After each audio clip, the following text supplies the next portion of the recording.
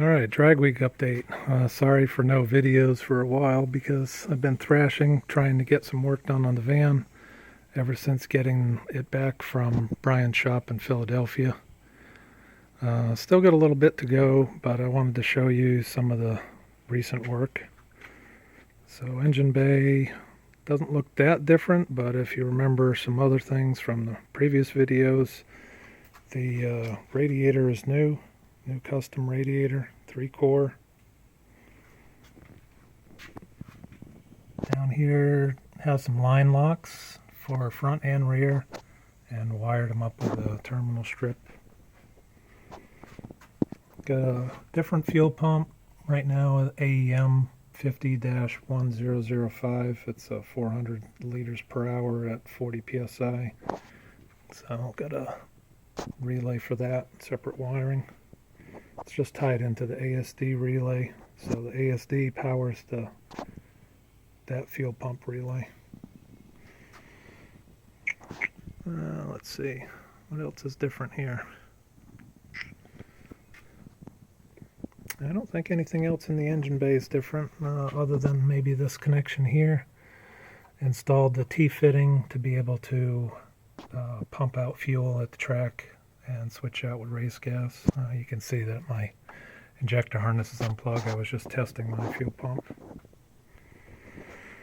Other than that, looks pretty similar. A little bit of work here on the custom radiator install. You could see the radiator had to get kind of notched for the tubing, and some pretty simple but slick mounting for the cooling fan, electric cooling fan. So that worked out excellent. That relay right there is for the electric fan. Let's see what else is different in here. I don't think anything else in the engine compartment's different. Another big change is new fuel tank.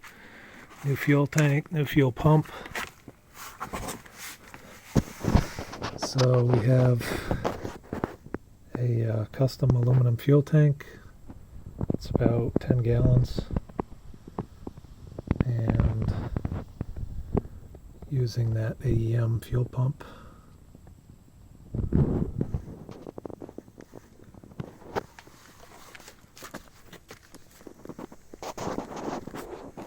can see the fuel tank has separated sump from the main part of the tank, and has two sump outlets to a Y, and then 100 micron pre-filter, then the pump, and then there's a 10 micron post pump filter.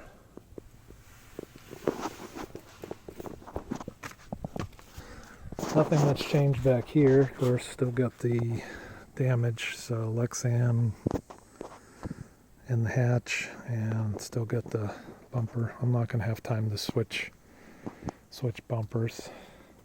Does look just a tiny bit better because I filled in all the scrapes with some color matching base. So that is pretty much it on the outside. Inside we have luxurious cup holders for drag week. Look at that. And we have a fuel pump controller to slow down the pump when not at the track and just daily driving.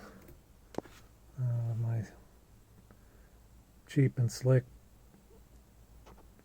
line lock switch there, and I've repurposed some of Gus's injector switches, not switches, but well, I did do some switches, but those indicating lights are repurposed, even though they're labeled injector there for the line locks.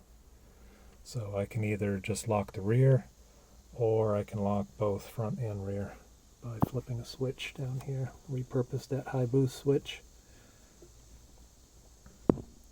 So I'm still using that HDI boost controller. So not enough time to change that around, although I did change the actuator. So I don't know if you'll be able to see it, but down in the back there is a different actuator can. So that's about a 9-pound can, and I removed the 15-pound one that I had. Well, 9 to 10, I guess. It comes off the seat around 10 psi. So trying to set it up for a little bit less boost on this recent rebuild, since I haven't had a chance to do any tuning with it. So I'm gonna stick to lower boost, certainly to start off with, and then we'll see how things go. But don't look for any great numbers, just looking to complete the week. Maybe by the end of the week, if everything looks good and can make some tuning adjustments, maybe I'll be able to do a little bit better. But I'm gonna stay safe and try and refrain from doing something that's gonna be costly. So hope you enjoyed this update. I'll be peeling my numbers off later too, since Sunday we'll be getting some new numbers. So